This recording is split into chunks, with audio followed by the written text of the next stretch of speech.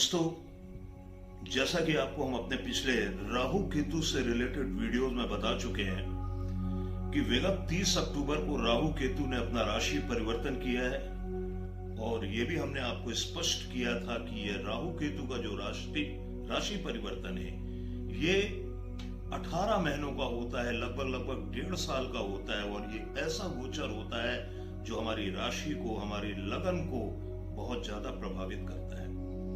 दोस्तों, इस तारतम्य में हमने 5 वीडियो की एक सीरीज बनाई थी जिसकी मैं आपको ये बताना चाहूंगा कि जिसका ये अंतिम भाग है। इस 5 वीडियो की सीरीज में हमने राहु केतु के राशि परिवर्तन को लेकर सारी 12 राशियों को इंक्लूड किया है और ये हमारा जो लास्ट वीडियो है ये राहु केतु के राशि परिवर्तन का मकर राशि, कुंभ राशि और मीन राशि के ऊपर क्या इंपैक्ट देगा इसके बारे में हम आपको स्पष्ट करेंगे।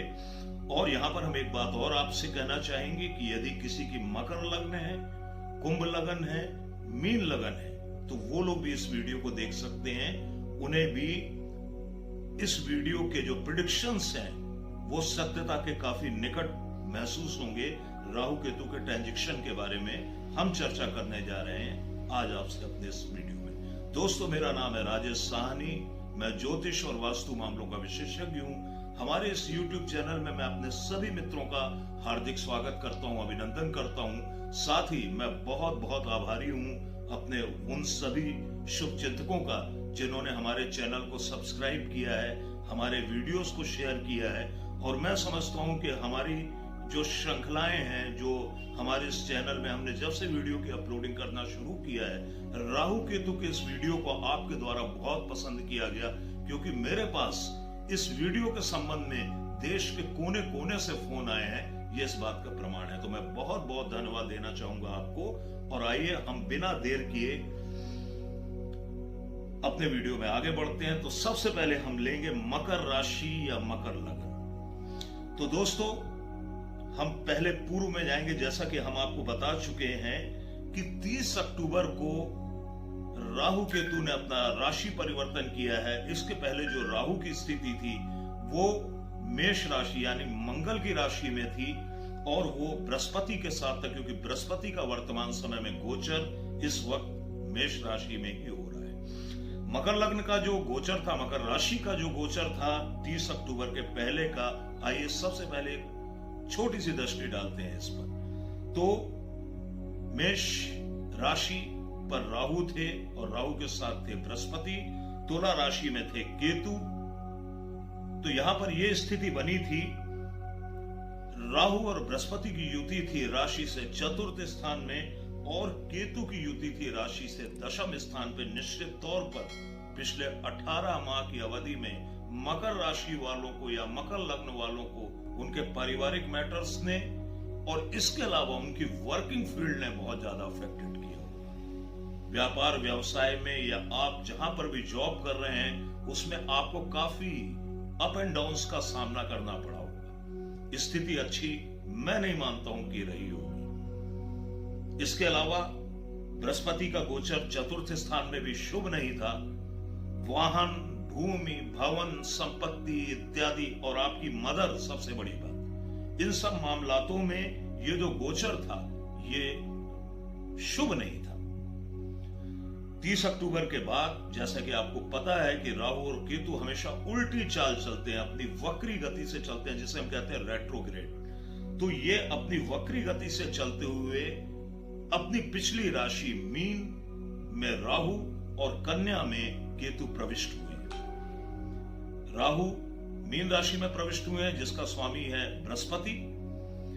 केतु प्रविष्ट हुए हैं कन्या राशि में जिसका स्वामी है बुध। तो यहां पर हमने आपको अपने पिछले वीडियोस में भी बताया है कि चूंकि राहु और केतु की इंडिविजुअल कोई राशि नहीं है, ये छाया ग्रह हैं, इसलिए ये जिस राशि पे होते हैं उस राशि का पूर्ण प्रभाव देते हैं। अर्थात बृहस्पति के पूर्ण प्रभाव भी आपको इस गोचर में दिखाई देंगे। तो यहां पर बृहस्पति का ट्रांजिशन भी जानना हमें जरूरी होगा, बुध का ट्रांजिशन भी जानना जरूरी होगा, तभी हम राहु और केतु के बिल्कुल परफेक्ट प्रेडिक्शन कर पाएंगे किसी भी राशि के ऊपर या किसी भी लगन के ऊपर। तो यहां पर बृहस्पति अभी भी मेष राशि में यानी कि आपकी राशि से चतुर्थ स्थान में है।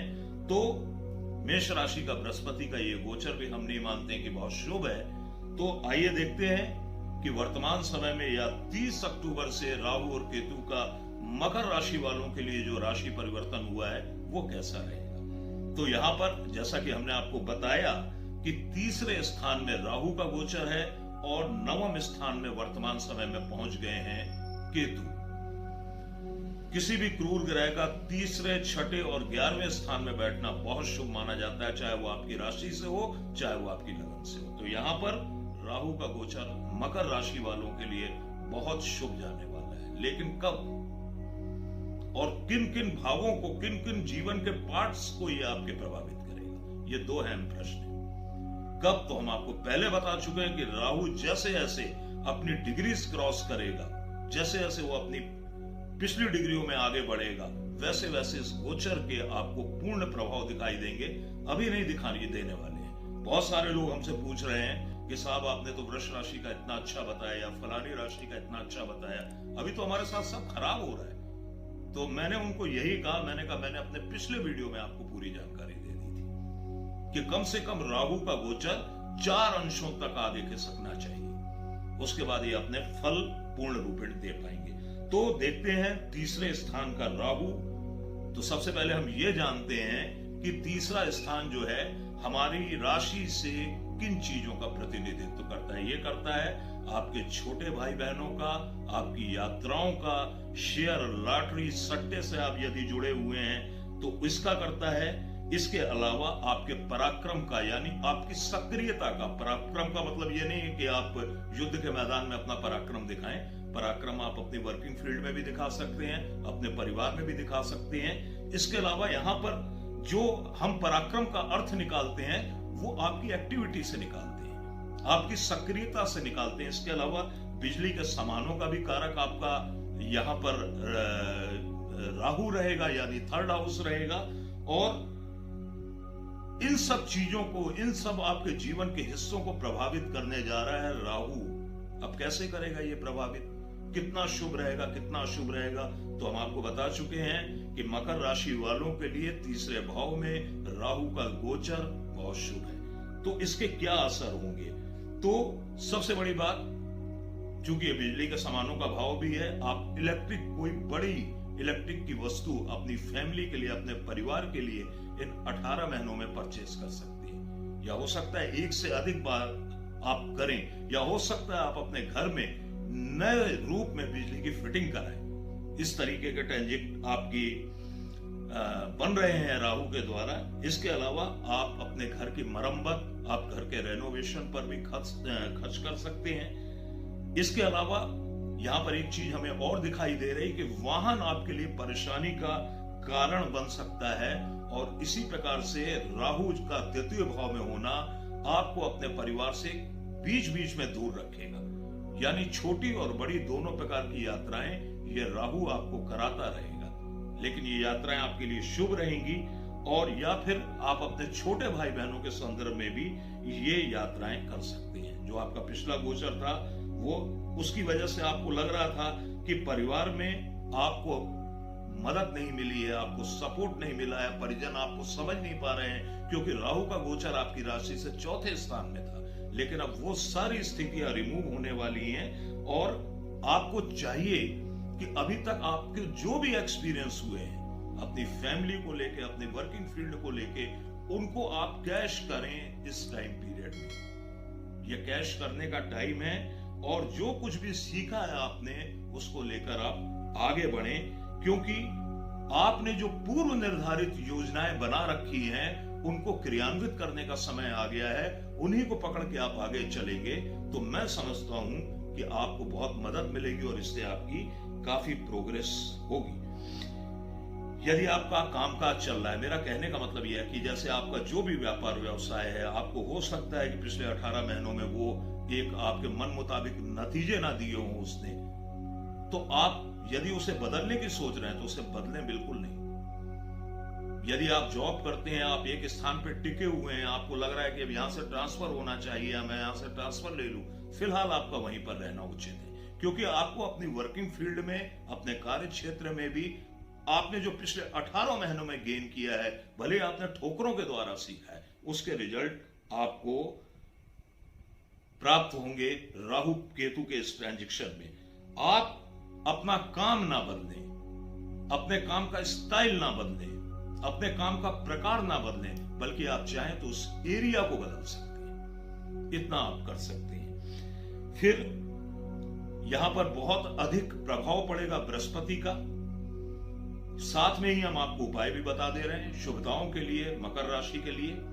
बृहस्पति का इसलिए प्रभाव पड़ेगा कि 18 महीने राहु का गोचर बृहस्पति की राशि में होगा।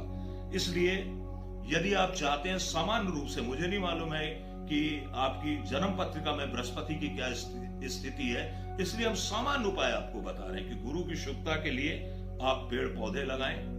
बड़े वृक्ष होते हैं, जैसे नीम का पेड़ हो गया, पीपल का पेड़ हो गया, बरगद का पेड़ हो गया, और कुछ देर तक पेड़ पौधों के सानिध्य में रहें। और बहुत अच्छा, मैं आपको एक और उपाय बताने जा रहा हूं कि यदि कोई बहुत पुराना पीपल का पेड़ है तो पूजा वगैरह करने के लिए उसके चारों तरफ एक पक्का चबूतरा बना दें। ऐसे में आपका बृहस्पति, चाहे वो जन्म पत्रिका में हो, चाहे वो आपके गोचर में हो, बहुत शुभ हो जाएगा और आपको बहुत अच्छे नतीजे देगा। तो इस प्रकार से राहु का गोचर मकर राशि वालों के लिए बहुत शुभ जाने वाला है। इसके बाद हम देखेंगे कि केतु नवम भाव में क्या धमाल मचाएंगे। केतु, जैसा कि हम आपको बता चुके हैं कि मोक्ष के कारक ग्रह माने गए हैं, एक आध्यात्मिक ग्रह माने गए हैं। ये आपकी राशि से आपके लक पॉइंट पे आ गए हैं, भाग्य त्रिकोण में आ गए हैं ये आपके। तो यहां पर ये चूंकि खुद भी एक आध्यात्मिक ग्रह है और अध्यात्म का ग्रह आध्यात्मिक घर में पहुंच गया है, इसलिए आपसे धर्म कर्म कराएंगे, नहीं कराएंगे तो आपको करने भी चाहिए। तीर्थ स्थानों की यात्राएं इस समय आपको, इस टाइम पीरियड में आपके साथ बहुत होंगी, आपका बहुत इंटरेस्ट होगा। हो सकता है दूरस्थ कोई तीर्थ स्थान की यात्रा आपको बहुत अट्रैक्ट करे और बार बार आप वहां पर जाएं, और ये एक अच्छी बात है। उच्च शिक्षा के लिए, लंबी दूरी की यात्राओं के लिए यह समय होगा, और अचल संपत्ति से जुड़े हुए कार्य भी आपके संपन्न होने की संभावना इस टाइम पीरियड में बन रही है। इसके अलावा जो विद्यार्थी वर्ग है, जो बच्चे हैं, पढ़ रहे हैं, या आप कोई पीजी कर रहे हैं या पीएचडी इत्यादि कर रहे हैं, पढ़ाई के लिए विदेश जाना चाहते हैं, तो संभावना बहुत बलवान है इस 18 महीने की अवधि में। याद रखिएगा, बार बार बोल रहा हूं कि यह प्रेडिक्शन हमारा मकर राशि और मकर लग्न के लिए है। लेकिन अचल संपत्ति से जुड़े हुए कार्य, घर की खरीद फरोख्त के कार्य, और यहां पर भी जैसा राहु आपको रेनोवेशन घर का बता रहा था, वो कार्य भी आपके घर परिवार में संपन्न होंगे। लेकिन हम आपको एक सलाह देना चाहेंगे कि चूंकि नवम स्थान हमारे बुजुर्गों का भी होता है, इसलिए आप कोई भी कार्य करने से पहले अपने परिवार के बड़े बुजुर्गों की अवहेलना ना करें। यह भी एक रेमेडी है, यह भी एक उपाय है जो हम आपको साथ बताते जा रहे हैं। यह आपके लिए सलाह है कि आप जो भी बड़ा कार्य करें, अपने परिवार के, अपने पिता की, अपने दादा की, अपनी माँ की सलाह लेते हुए आगे बढ़ें। आपके कार्यों में और अधिक उन्नति होगी। यदि आप उन्हें नाराज होकर कोई भी कार्य करेंगे तो केतु आपके कार्यों को नष्ट करने की क्षमता भी रखते हैं। क्योंकि बार बार बता रहा हूं, केतु आपके लिए एक आध्यात्मिक ग्रह हैं, आपके लिए भी हैं, आपके धर्म अध्यात्म के भाव में प्रविष्ट हो चुके हैं। इसके अलावा आप अपने शारीरिक स्वास्थ्य पर भी ध्यान दें, और देंगे भी आप इस अवधि में। 3rd हाउस का राहु और 9th हाउस का केतु। यदि आप जिम जाना चाहते हैं, योगा करना चाहते हैं, अपना वेट लॉस करना चाहते हैं, आप फैट की वजह से परेशान है, आप किसी बीमारी की वजह से परेशान है, कोई लंबी अवधि से आप ऐसा कुछ करने का सोच रहे हैं और नहीं कर पा रहे हैं, तो this is the best time, बहुत अच्छा समय, और इस 18 महीने की अवधि का आपको लाभ लेना चाहिए। इसके अलावा जो लोग तंत्र मंत्र की सिद्धि में लगे हुए हैं, जो लोग साधना इत्यादि में लगे हुए हैं, जो लोग कुंडलनी जागरण जैसी योग अवस्था को प्राप्त करना चाहते हैं, उनके लिए भी केतु बहुत हेल्प करने वाला है। तो दोस्तों, कुल मिलाकर राहु और केतु का गोचर स्पष्ट शब्दों में हम आपको बताना चाहेंगे कि मकर राशि के लिए बहुत फेवरेबल है। आपको इस अच्छे समय का लाभ उठाना चाहिए, क्योंकि पिछले 18 महीने की अवधि आपके लिए बिल्कुल खराब रही है, बंडल रही है। अब हम आते हैं कुंभ राशि पर। कुंभ राशि की क्या स्थिति है, सबसे पहले हम ये जानते हैं। जैसा कि 30 अक्टूबर को राहु का प्रवेश हुआ है मीन राशि में, केतु का प्रवेश हुआ है कन्या राशि में। इसके पहले क्या स्थिति थी कुंभ राशि की और आने वाले समय में क्या स्थिति होगी, बिफोर 30 अक्टूबर की और आफ्टर 30 अक्टूबर की। तो 30 अक्टूबर तक राहु बृहस्पति के साथ मेष राशि में था, हम आपको बता चुके हैं। तो यह कुंभ राशि या कुंभ लगन से तीसरे स्थान में गोचर कर रहा था, जो बहुत अच्छा था, बहुत फेवरेबल था आपके लिए। अभी भी बृहस्पति का गोचर आपके लिए बहुत अच्छा बना हुआ है। फिर केतु का गोचर जो था आपकी राशि से 9वें स्थान में था। यहां पर एक ड्रॉबैक था, वो ड्रॉबैक ये था कि राहु परमानेंटली, जैसे कि मंगल की राशि मेष राशि में गोचर कर रहा है, तो मेष राशि में यानी मंगल की राशि में राहु का गोचर हर राशि वालों के लिए अच्छा नहीं माना जाता है। किसी भी राशि के लिए ये फेवरेबल नहीं होता है। लेकिन यदि वो अच्छे स्थान में बैठ गया है तो कम से कम 50% अपने रिजल्ट देगा, लेकिन 100% नहीं देगा। लेकिन मीन राशि में राहु अपने रिजल्ट 100% देगा, क्योंकि बृहस्पति की राशि में राहु इतना खराब नहीं होता है जितना कि मंगल की राशि में होता है। तो बहुत से राशि वालों के लिए माफ कीजिएगा, राहु का गोचर शुभ स्थानों में था और उन्हें परिणाम नहीं मिले हैं 30 अक्टूबर के पहले। वो इसलिए नहीं मिले हैं कि वो गोचर जो राशि का स्वामी था वही बिगड़ा हुआ था। तो यहां पर हम चर्चा करेंगे राहु और केतु के वर्तमान गोचर की। तो राहु का गोचर आपकी राशि से दूसरे स्थान में, यानी कि मीन राशि में राहु और कन्या राशि में केतु, यानी कि द्वितीय स्थान में आपके राहु आ चुका है और अष्टम स्थान में आपके केतु आ चुका है। द्वितीय स्थान में राहु सामान्य फल देने वाला है, लेकिन अष्टम स्थान का केतु शुभ नहीं होगा, क्योंकि अष्टम भाव का केतु रेमेडिकल प्लैनेट होता है, यानी इस ग्रह के उपाय किए जाते हैं तभी वो कारगर सिद्ध होता है, अन्यथा सिर्फ परेशान करता है। तो आइए देखते हैं कि दूसरे स्थान का राहु, ऐसा नहीं कि सारे मामलों के लिए खराब है, किन मामलों के लिए अच्छा है, किन मामलों के लिए खराब है, हम आपको बताना चाहेंगे। सबसे पहले ये जानना चाहेंगे कि सेकंड हाउस से क्या हम देखते हैं। तो ये हमारा धन भाव होता है, इसके बाद हमारी अचल संपत्ति का भाव होता है, इसके अलावा हमारे पास जो सोना चांदी इत्यादि संपत्ति होती है, संपत्ति के रूप में ये चीजें होती हैं, उसका हाउस होता है, हमारे बैंक बैलेंस का हाउस होता है, और इसके बाद आपके फैमिली मैटर्स का हाउस होता है सेकंड हाउस। तो आप क्या करेंगे, अपनी इनकम को बढ़ाने का प्रयास करेंगे, अपनी अचल संपत्ति को बढ़ाने का प्रयास करेंगे और सफल भी होंगे, क्योंकि राहु आकस्मिक परिणाम देता है और राहु यहाँ पर बृहस्पति की राशि में है। इसलिए मुझे इस बात में बिल्कुल भी संदेह नहीं है कि आपकी आर्थिक स्थिति में सुधार राहु और केतु करेंगे, बिल्कुल करेंगे। इसके अलावा आपके घर परिवार में किसी मंगल उत्सव की भी घटने की संभावना है। आपकी संतान, आपके बच्चों के साथ मंगल कार्य होने के योग ये राहु दिखा रहा है, बच्चों की शादी इत्यादि हो सकती है। और यदि आपको पेट से जुड़े हुए कोई रोग, कुल मिलाकर नाभि से नीचे के आपको कोई रोग हो, तो आप प्लीज परहेज करें और अपना नियमित चेकअप कराते रहें। इसके अलावा अपनी वाणी पर संयम रखना इस टाइम पीरियड में आपके लिए बहुत आवश्यक होगा, क्योंकि राहु खरा खरा बुलवाता है और खरा बोलना लोगों को पसंद नहीं आता है। अपनी वाणी में अपशब्दों का प्रयोग कम से कम करें, ताकि सामने वाला आपकी बातों से हर्ट ना हो। तो कुल मिलाकर राहु का ये गोचर आपके फैमिली मैटर्स के लिए और आपकी आर्थिक स्थिति के लिए अच्छा जाने वाला है। अब अष्टम स्थान का हम केतु देखते हैं। हम आपको बता चुके हैं कि अष्टम स्थान का केतु शुभ नहीं माना गया है ज्योतिष शास्त्र में। तो अष्टम भाव से हम क्या देखते हैं? अष्टम भाव से हम देखते हैं सभी प्रकार के गुप्त कार्य। यहां पर हम अपने गुप्त कार्य देखते हैं, यहां पर हम अपने रिसर्च देखते हैं, क्योंकि रिसर्च भी एक प्रकार का गुप्त कार्य माना जाता है। हम अनुसंधान देखते हैं, अपने गुप्त शत्रु देखते हैं। इसके अलावा गुप्त विद्याएं यहां से देखी जाती है, जैसे धर्म, आध्यात्म, तंत्र, मंत्र, ज्योतिष, योग इत्यादि। पहले हम आपको यही स्पष्ट कर रहे हैं कि 8th हाउस काहे के लिए होता है।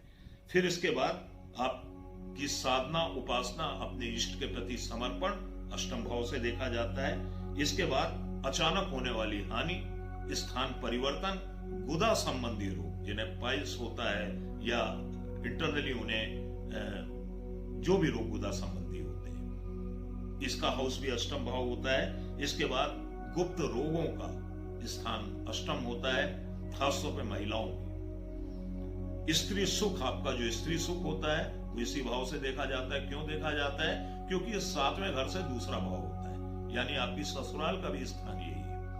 आपको ससुराल में आपके लिए ये टाइम पीरियड कैसा रहेगा, आपको ससुराल का कितना सुख मिलेगा इस टाइम पीरियड में, या वहां पर स्थिति कैसी रहेगी, ये अष्टम भाव से देखा जाएगा। इसके अलावा हमारे अपमान का, मान सम्मान का तो नहीं कहेंगे, लेकिन अपमान का जो हाउस होता है वो भी यही 8वां स्थान होता है। अब देखना चाहेंगे हम कि 8वें स्थान पर केतु का क्या इंपैक्ट होंगे। तो अष्टम स्थान का केतु आपको कुछ गुप्त कारणों से परेशानी दे सकता है। गुप्त शत्रु आपको तंग कर सकते हैं, गुप्त रोग आपको तंग कर सकते हैं। यदि किसी आप गुप्त धन की व्यवस्था में लगे हुए तो वो आपके लिए परेशानी का सबब बन सकती है। और स्त्री वर्ग से बहुत आपको अलर्ट रहने की आवश्यकता है, नहीं तो आपको अपयश का भी सामना इस टाइम पीरियड में करना पड़ सकता है। इसलिए बहुत शांत रहते हुए साधना, उपासना, पूजा पाठ, अपनी मंत्र सिद्धि, इनके लिए समय बहुत अच्छा है। यह सब करते हुए अपने इस टाइम को आप व्यतीत करें। इसके अलावा जो लोग शेयर बाजार से जुड़े हुए हैं उनके लिए टाइम पीरियड बहुत अच्छा है, क्योंकि अष्टम भाव का केतु आपको शेयर मार्केट से, सट्टे इत्यादि से लाभ दे सकता है। जो लोग ज्योतिष का ज्ञान रखते हैं, जो लोग ज्योतिषी हैं, जो लोग गुप्त विद्याओं से रिलेटेड, ऑकल्ट साइंस से रिलेटेड कार्य करते हैं, उनके लिए भी केतु का ये ट्रांजिशन बहुत फेवरेबल रहेगा। उनकी आर्थिक स्थिति भी इंप्रूव होगी इस विद्या के माध्यम से, और उन्हें मान सम्मान भी बहुत प्राप्त होने की संभावना दिख रही है। आपकी जन्म पत्रिका में माफ कीजिएगा, केतु की स्थिति के ऊपर भी बहुत ज्यादा अष्टम राहु की केतु की स्थिति, अष्टम भाव के केतु की स्थिति का हम आकलन कर सकते हैं। केतु चूंकि पुत्र का कारक है, संतान का कारक है, इसलिए थोड़ा सा संतान के प्रति भी आपको सावधानी बरतना बहुत आवश्यक होगा, क्योंकि संतान किसी ना किसी प्रकार से इस टाइम पीरियड में थोड़ा सा कष्ट का अनुभव कर सकती है। केतु के उपाय के लिए, चूंकि केतु आपका अष्टम भाव में है, सबसे अच्छा उपाय है, इसे आप चाहे तो मंगलवार को भी कर सकते हैं और बृहस्पतिवार को भी कर सकते हैं। केतु के उपाय के लिए आप जो स्ट्रीट डॉग होते हैं, जो गली के कुत्ते होते हैं, हमारी कॉलोनी में जो कुत्ते घूमते रहते हैं, उन्हें आप बिस्किट खिला दें या मीठी रोटियां डालें, निश्चित तौर पे केतु आपको बहुत मदद करेगा। यदि ज्यादा परेशानी हो तो आप अपने दोनों कानों को छिदवा लें और उसमें सोना धारण कर लें। आप लंबे अवधि तक नहीं पहनना चाहते हैं तो कम से कम इन 18 महीने की अवधि में आप धारण करें। इन 2 उपाय से केतु आपको बहुत राहत प्रदान करेंगे। तो दोस्तों, ये थी कुंभ राशि और दोस्तों हम आते हैं राशि चक्र की अंतिम राशि मीन राशि। तो हम जानने का प्रयास करते हैं कि मीन राशि वालों के लिए राहु केतु का यह गोचर कैसा जाने वाला है। सबसे पहले हम 30 अक्टूबर के पहले की स्थिति देखेंगे। तो 30 अक्टूबर के पहले राहु आपकी राशि से बृहस्पति के साथ दूसरे स्थान में गोचर कर रहे थे। इसके अलावा केतु का गोचर आपकी राशि से अष्टम स्थान में था, यानी कि सामान्य रूप से हम यही कह सकते हैं कि राहु और केतु का गोचर मीन राशि वालों के लिए या मीन लगन वालों के लिए बहुत शुभ नहीं था, क्योंकि जैसा कि भी हमने आपको बताया कुंभ राशि वालों के लिए कि राशि से दूसरे स्थान का राहु शुभ थोड़ा बहुत रहा होगा। वो इसलिए कि बृहस्पति के साथ युति है, बृहस्पति भी साथ में बैठा है।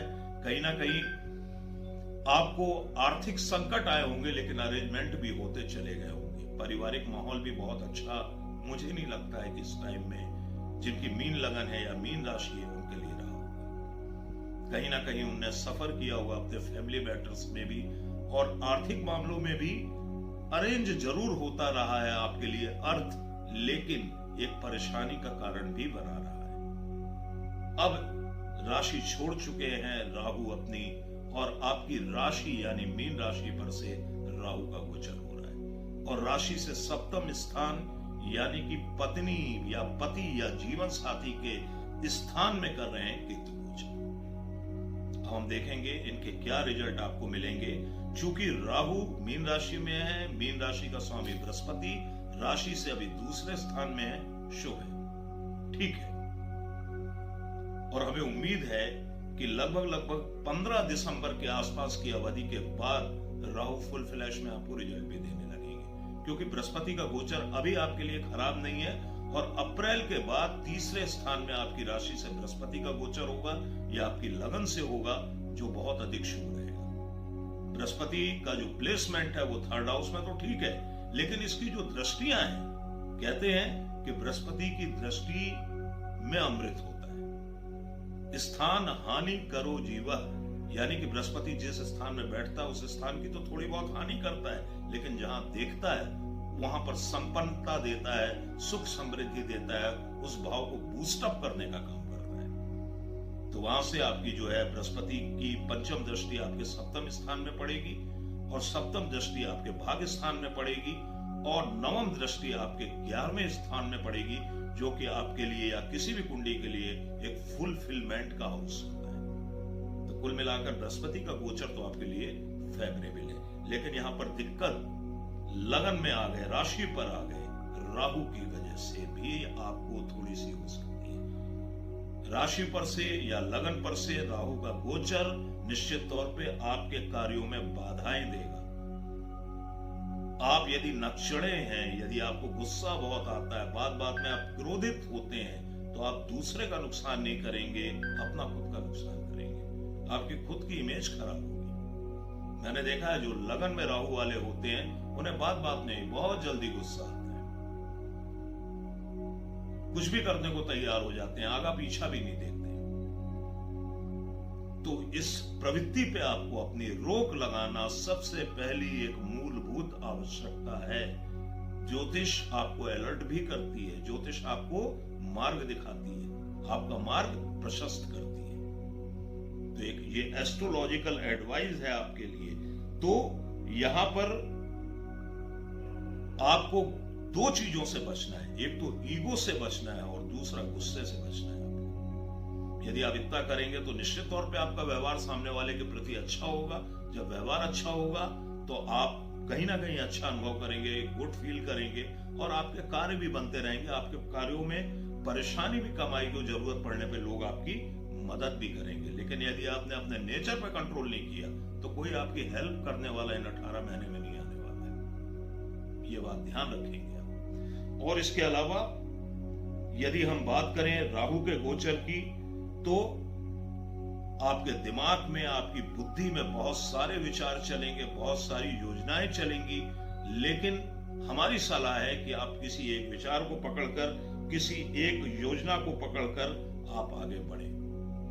आपके अपने पिता से रिश्ते खराब हो सकते हैं या आपके पिता पुत्र के रिश्ते आपस में अफेक्टेड हो सकते हैं। यदि आपकी कोई संतान है तो ये यहाँ पर आपके उसके साथ संबंध भी थोड़े से प्रॉब्लमेटिक हो सकते हैं।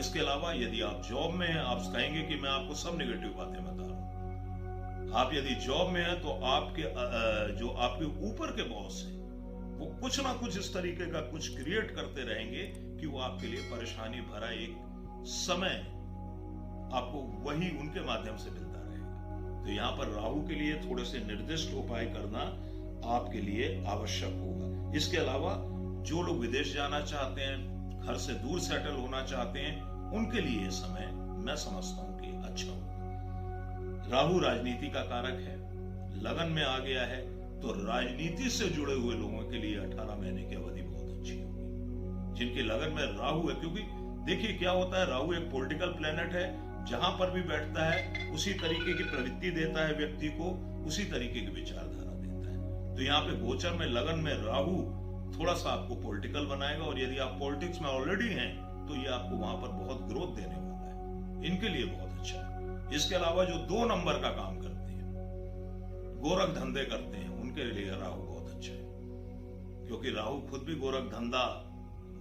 मतलब गोरख धंधा तो नहीं है लेकिन इसी टाइप का एक प्लेनेट है जो कि ऐसे काम करने वालों को बहुत सपोर्ट करता है। इसलिए ऐसे लोग जो कि 2 नंबर का व्यापार करते हैं, छुप के कार्य करते हैं, अब मैं ज्यादा इसमें डिटेल में नहीं बताऊंगा, पता लगा पुलिस मेरे पास आ गई, तो ऐसे लोगों को राहु बहुत सपोर्ट करेगा। इसके अलावा यदि आप शेयर मार्केट में काम कर रहे हैं और भी अनर्गल इस तरीके से आप आकस्मिक धन लाभ जिन माध्यमों से प्राप्त होता है, ऐसा कोई कार्य करने की सोच रहे हैं, तो इसके लिए भी राहु का ये ट्रांजिट आपके लिए बहुत अच्छा रहेगा। अब हम आते हैं 7वें भाव के केतु के लिए। अपने जीवन साथी के हितों का नंबर 1, उन्हें समझने का, हितों से मतलब है उनको समझने का, और उनकी हेल्थ का ध्यान रखना आपके लिए बहुत आवश्यक है। छोटी प्रॉब्लम हो या बड़ी प्रॉब्लम हो, उभर कर सामने आने वाली है। थोड़ा बहुत आपके जीवन साथी के स्वास्थ्य को अफेक्टेड करेगी। इसके अलावा आपके जो भी पार्टनर्स हैं उनके साथ भी आपको प्रॉपर कम्युनिकेशन रखना चाहिए और एक अच्छे रिश्ते उनके साथ बनाकर चलना चाहिए। आपकी लाइफ पार्टनर को पेट से संबंधित समस्याएं भी हो सकती हैं, और यदि आप मेल हैं, एक पुरुष हैं, तो आपकी पत्नी को गर्भ से रिलेटेड भी समस्याएं हो सकती हैं। इन चीजों का कारक यहां पर केतु बन रहा है। इसके अलावा जो केतु है 7वें स्थान का, वो अन्य सारे मामलों के लिए आपके लिए ठीक ठाक रहेगा। पार्टनरशिप के लिए अच्छा रहेगा। यदि आप पार्टनरशिप में कोई व्यापार व्यवसाय कर रहे हैं तो यहां पर केतु आपकी मदद ही करेंगे। इसके लिए आपको मतलब वो किसी भी प्रकार की नेगेटिविटी नहीं देने वाले हैं। थोड़ा सा घरेलू सुख में कमी रहेगी। जिनकी मैरिज इत्यादि सेटल हो गई है, उनकी मैरिज होने में भी प्रॉब्लम खड़ी करेगा केतु। तो इसलिए सामंजस्य बना के चलें और सामने वाले की बातों को भी समझें और उन्हें अपनी बातों को एक लॉजिकली समझाने का प्रयास करें। तो केतु का ये जो गोचर है मिश्रित परिणाम आपको देने वाला है। यदि आप मैरिड हैं तो थोड़ा सा आपकी लाइफ पार्टनर के लिए अच्छा नहीं है, और आप यदि अनमैरिड हैं तो आपकी मैरिज होने में भी कुछ समस्याएं आ सकती हैं। इसके अलावा आप पार्टनरशिप में हैं, यदि कोई व्यापार कर रहे हैं या किसी भी प्रकार के पार्टनर से आप जुड़े हुए हैं, यदि आप रोमांटिक रिलेशन में भी हैं, यदि आपके ऐसे रिलेशन बीच में खराब हुए हैं, तो कुछ नए प्रपोजल भी आपको मिल सकते हैं। तो कुल मिलाकर राहु केतु का जो ट्रांजिट है वो आपके लिए सामान्य शुभ है। लेकिन मैं आपको बता रहा हूं कि जो बृहस्पति का गोचर है, बहुत हद तक बृहस्पति आपकी इस नेगेटिविटी को संभालेगा, खास तौर पे अप्रैल के बाद, जब बृहस्पति का गोचर आपकी राशि से 30वें स्थान में होगा। तो काफी हद तक ये चीजें थोड़ी सी पॉजिटिव सर्कमस्टेंसेस में कन्वर्ट होंगी। तो दोस्तों, राहु केतु की ये सीरीज हमारी आपको कैसी लगी हमें कमेंट करके जरूर बताइएगा। बहुत जल्द अगले वीडियो के साथ हम आपसे फिर मिलेंगे। तब तक के लिए राधे राधे, जय श्री कृष्ण।